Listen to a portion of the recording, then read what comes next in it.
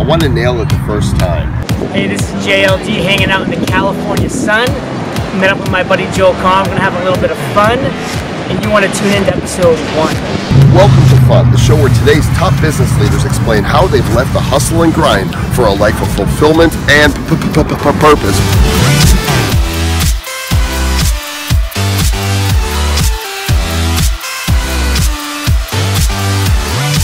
Here we go.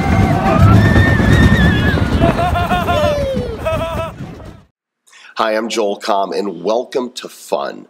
And my special guest today is the host and creator of one of the world's most popular business podcasts, Entrepreneur on Fire. His name is John Lee Dumas. John, welcome to the show. I'm ready to have some fun. You came to the right place. So, you at one time in your life were doing the whole hustle thing, where you were working really hard to accomplish what it is that you wanted to achieve. What was that like? It was grinds. It was waking up in the morning. It was commuting into work. It was sitting in a cubicle. It was nose to the grindstone for 8-9 hours, commuting home and saying, wow, I got to go to bed so I can do it all over again. Why did you do that? Was that like a trap? Did society set a trap for you? It was like I didn't know any better.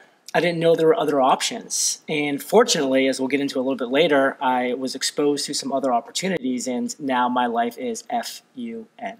Which spells fun. There's certainly a time and a place for the hustle. I think there are seasons in life where you really do have to nose to the grindstone and get stuff done.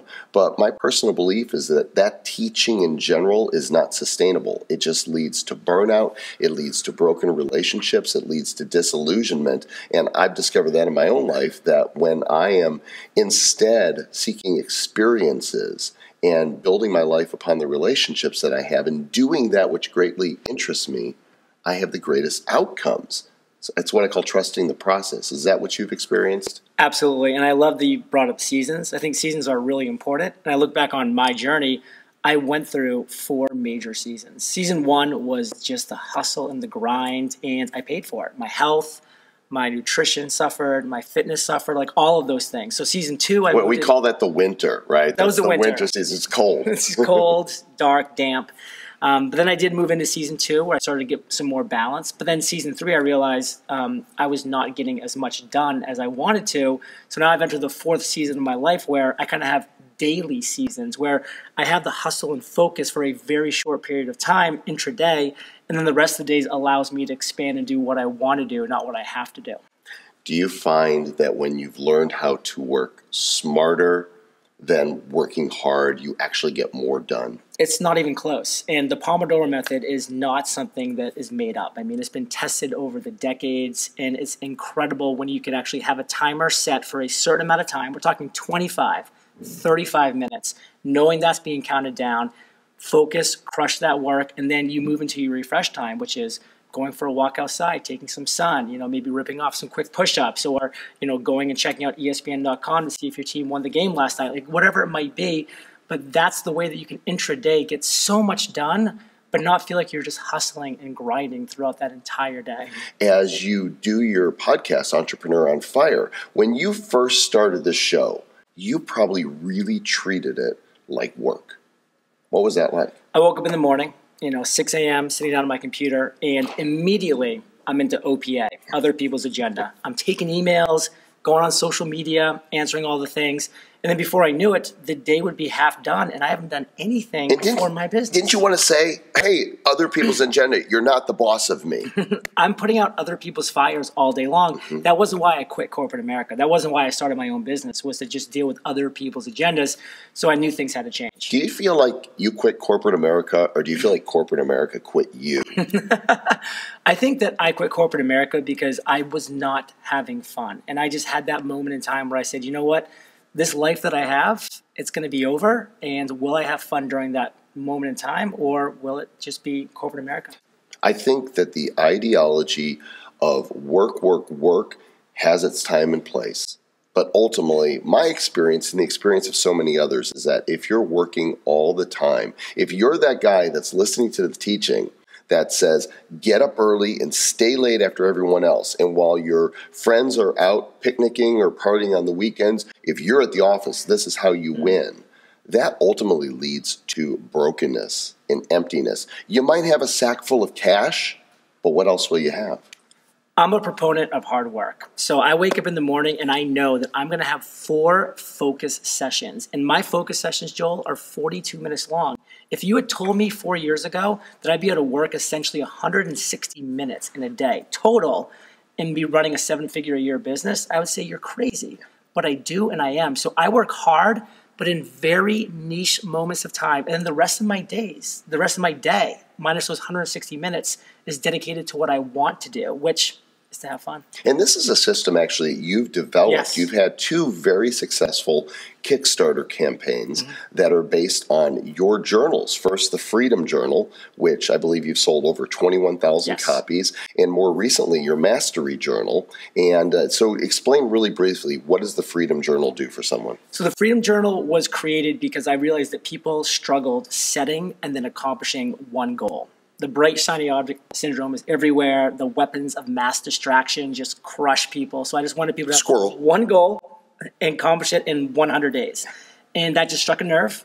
And we sold over 21,000 copies of that. And so a year later, I was saying, wow, how am I able to run a 7-day-a-week podcast, emails, do social media, all of these things?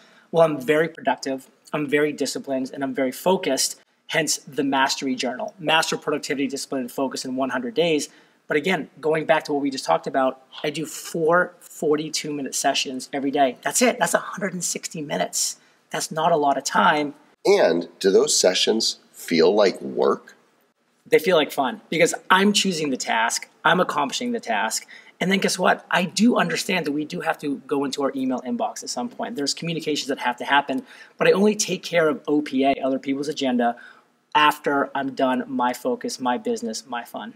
I don't remember who said it. Maybe we can discover the quote, but it is, if you can tell the difference between your work and your play, you're doing one of them wrong.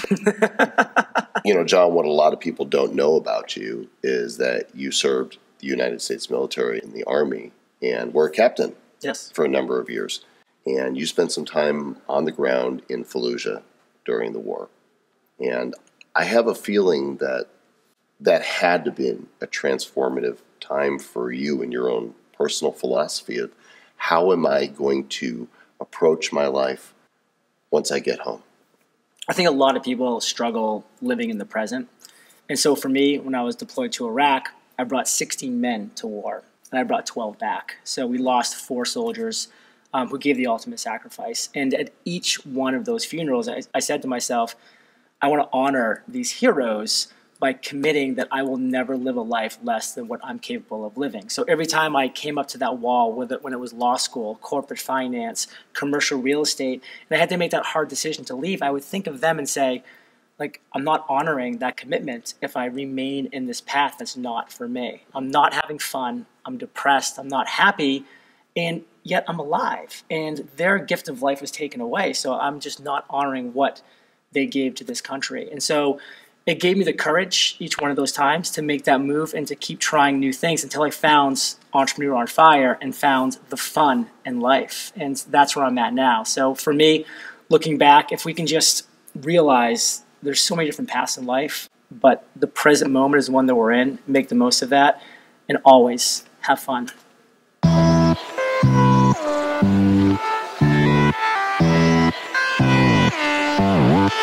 John, we're here in Mission Beach, San Diego. Oh my gosh, what a beautiful day. Homie, this is your old stomping ground. You grew up here. That's it. Like when you were growing up and you'd run out with your buddies, what did you do for fun here? I mean, you're looking at it.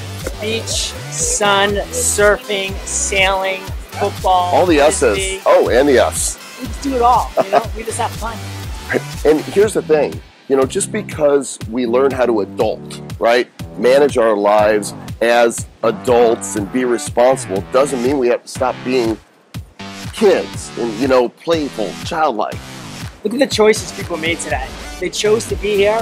Some people are choosing to be in a cubicle right now. Okay, so it's not fun. It's not fun at all. Not my idea of living the dream. Look, dude, you see what they got over there? That's the roller coaster. That's the Belmont Park roller coaster. What do you think? Roller coaster. Are we doing it? Let's do it. Let's go. We're in.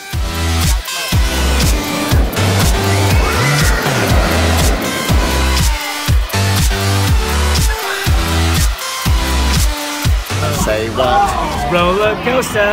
Wait, a fun. I'm scared. I'm so scared.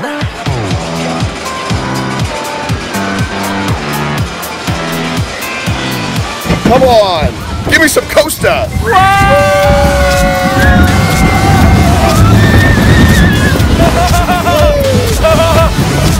That way.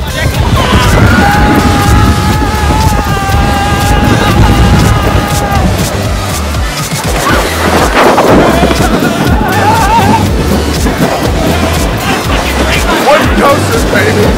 Are you having fun? I want to go again. I want to go again. F-U-N. F-U-N. John, thanks for joining me, dude. You are fun. How do people track you down to get more JLD love? All the magic happens at eofire.com. You want the forgotten formula for business and life? It's fun. Join the community we've got set up just for you at fun.rocks. I can't wait to see you there.